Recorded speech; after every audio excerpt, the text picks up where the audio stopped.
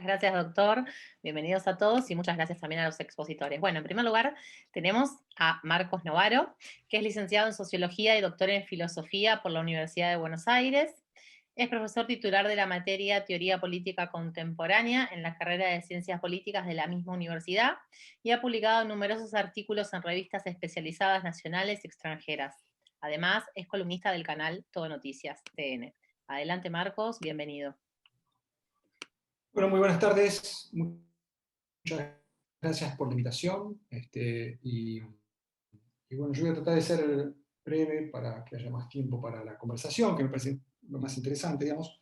Y me quiero centrar en una cuestión que tanto como ciudadano, como participante de los medios, digamos, yo he padecido bastante en los últimos tiempos y me parece que es una desgracia persistente en nuestro país, que es la hiperpolitización de la comunicación, ¿no? Un proceso por el cual la política se vuelve un terreno donde es muy difícil reconocer espacios comunes, digamos, espacios de reglas compartidas, ¿no? Y esa ausencia de reglas tiene una relación paradójica, compleja con los derechos humanos, porque los más entusiastas promotores de la defensa de los derechos humanos suelen ser al mismo tiempo actores que promueven la disolución de las reglas comunes, ¿no? Y se da esta paradoja de que tenemos una tensión muy fuerte entre derechos humanos y liberalismo político y libertad de expresión, ¿no? Y la libertad de expresión es uno de los enemigos que aparece como obstáculo para que los derechos humanos sustantivos, por decir así, los realmente valen, se impongan, ¿no? Se salgan con la suya. Es una situación paradójica.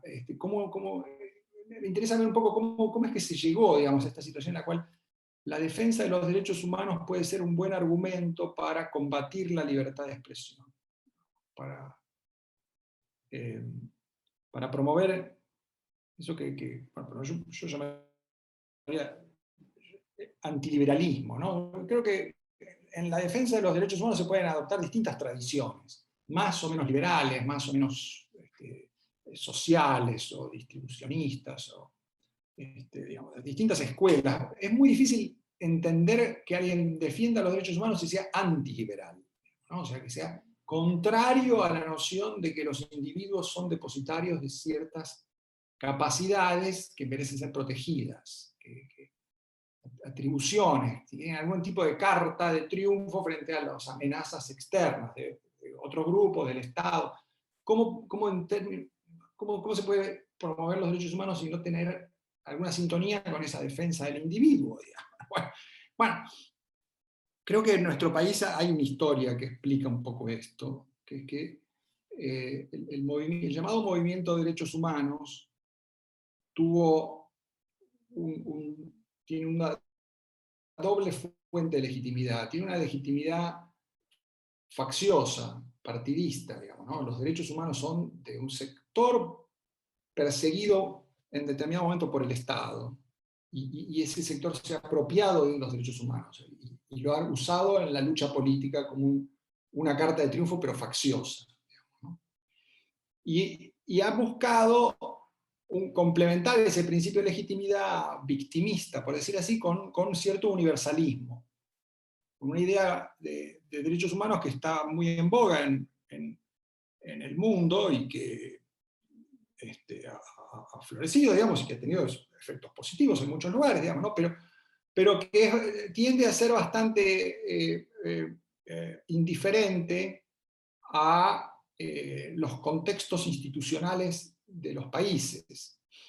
Porque, bueno, precisamente desconfía de los estados y por lo tanto tiende a tener una relación, por lo menos, de desconfianza con la vigencia o no del Estado de Derecho en los países específicos. Entonces, esto me parece que es como un juego de pinzas, ¿no? Hay una legitimación universalista los derechos humanos valen por encima del Estado de Derecho.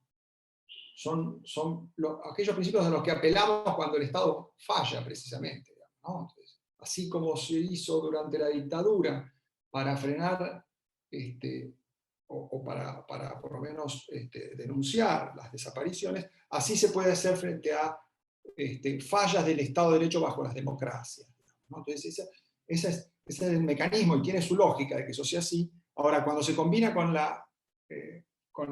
el partidismo, el resultado es que lo que queda en el medio es el Estado de Derecho, precisamente, ¿no?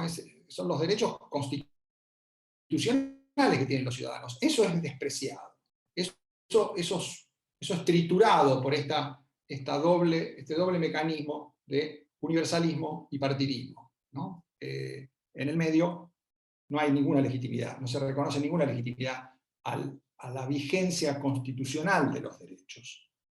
Hay un ejemplo muy dramático que está de vuelta en discusión hoy porque se ha cumplido un aniversario de los acontecimientos que giraron alrededor de la llamada desaparición de Santiago Maldonado. Creo que es un episodio donde esta pulverización o el intento de pulverizar el Estado de Derecho entre el partidismo y el universalismo creo que quedó muy bien ilustrado, ¿no? O sea, ¿cuál era finalmente la lógica de la denuncia, que fue una denuncia partidista y al mismo tiempo a la que se apeló a los organismos internacionales denunciando al Estado argentino? Que la justicia argentina era incapaz de resolver el problema. Y la movilización social, la denuncia, la apelación a organismos internacionales, a investigaciones que debían hacer organismos internacionales porque se desconfiaba de los locales, digamos, todo iba encaminado a generar la idea de que el Estado de Derecho no existía en Argentina, ¿no? Que había motivos suficientes para pensar que no solamente la justicia era impotente para investigar lo que había sucedido, sino que había una trama de complicidades donde los derechos estaban siendo sistemáticamente negados. Y creo que finalmente el objetivo era básicamente ese, no solamente denunciar eso que pasaba, sino producir ese hecho, ¿no? Volver impotente a la justicia, ¿no? Hacer que efectivamente los derechos constitucionales de los ciudadanos desaparecieran y hubiera dos sobrevivientes, el movimiento de derechos humanos y los actores políticos por ellos legitimados, y estos organismos internacionales que vienen a validar desde el plano, digamos, internacional, sin mayores compromisos con los ciudadanos argentinos, vienen a validar esa denuncia, ¿no? Creo que la eficacia acotada de ese fenómeno no desmiente que tenga una productividad muy importante, ¿no? O sea, creo que en el episodio Maldonado es donde menos funcionó eso, y creo que fue un alivio, digamos, para las instituciones argentinas, para el Estado de Derecho y para la defensa auténtica de los derechos humanos de aquí en adelante, digamos, pero de todos modos, no es que ese dispositivo se ha dejado de funcionar.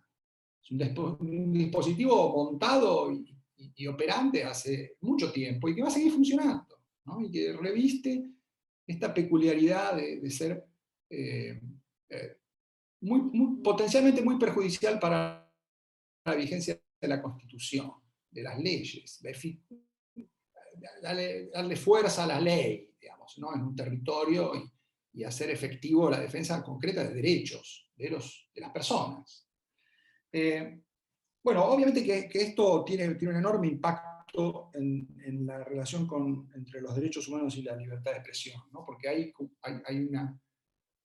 una peculiaridad de la libertad de expresión que lo vuelve el derecho menos útil para este tipo de dispositivos, el derecho más inconveniente, porque es un derecho donde se le reconoce, por definición, ¿no? La libertad de expresión supone reconocerle al adversario un arma, un instrumento contra mí, ¿no? Es decir, voy a darle la oportunidad de que tenga razón, ¿no? De que tenga algo para decir, que reconocerle la capacidad de que impugne un argumento mío, ¿no?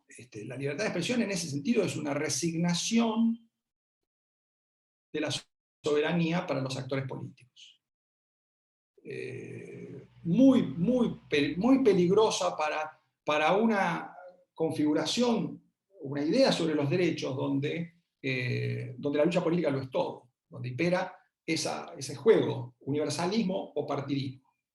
No hay casa común, las reglas no definen un espacio compartido, no son la casa en la que vivimos, sino que vivimos en una escena en la cual o impera el partidismo legitimado por principios universales, o impera la negación de los derechos humanos, impera el otro, que es un enemigo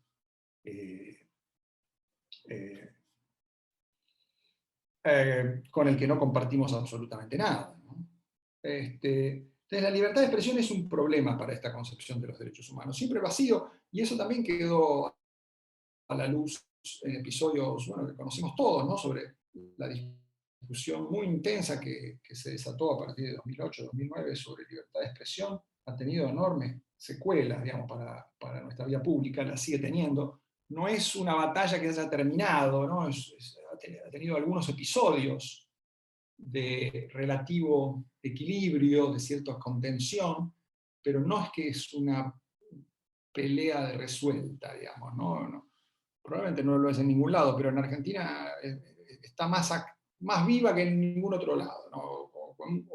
Es un volcán que está en actividad, ¿no? Donde vamos a ver que cada tanto echa un poco de lava, humo, y siempre está empañando el panorama, ¿no? Siempre echa un velo donde es muy difícil reconocer principios de legitimidad en el diálogo, generar cooperación, generar confianza.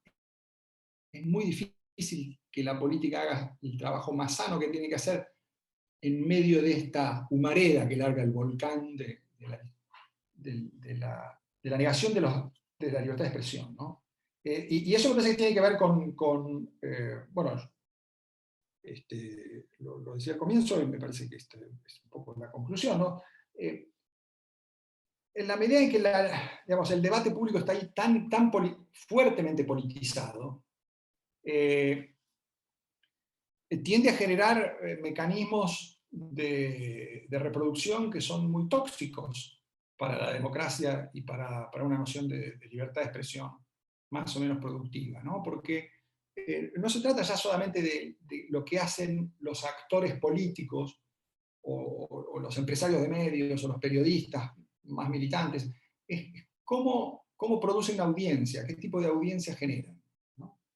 Cuando la gente empieza a elegir un medio de comunicación para formar en él su idea del mundo, se empiezan a cerrar los públicos. Esto es un fenómeno también muy fuerte en todo el mundo,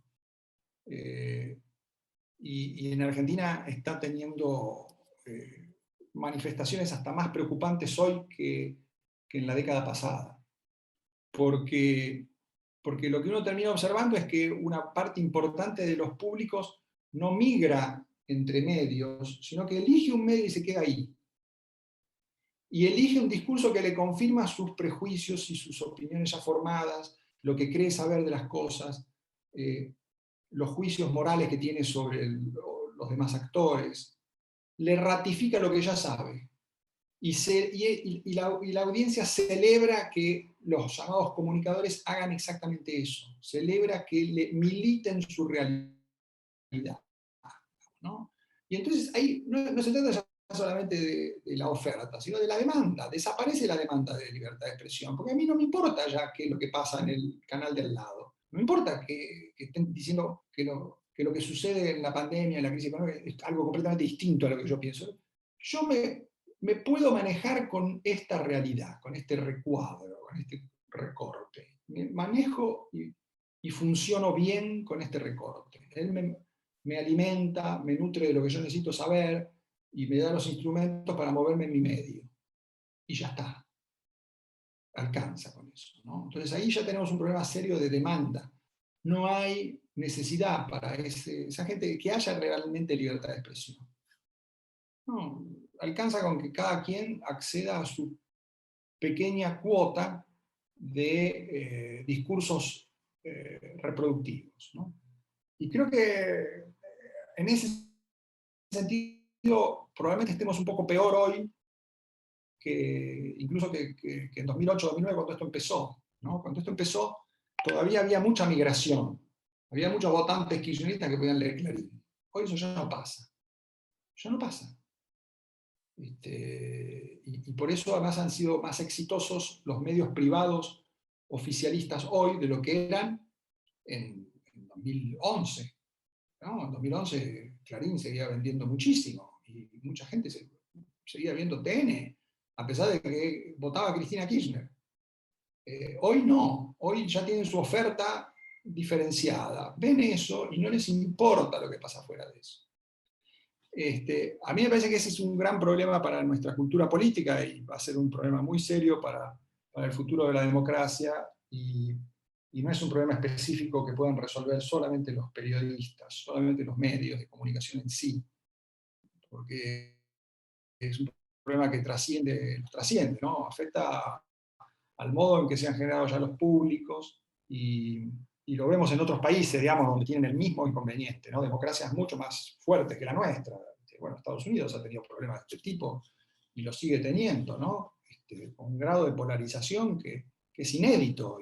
Bueno, hay mucha gente que habla sobre una especie de guerra civil larvada, ¿no? Donde realmente sociedades que pueden entrar en conflictos muy intensos y que ya no son simplemente manipulados por algunos actores, son fenómenos sociales de masas, difíciles de modificar, son cultura política, digamos, ¿no? Y eso a mí me parece preocupante. Creo que obviamente, digamos, esto es acotado a ciertos públicos, sigue habiendo una opinión basculante, ¿no?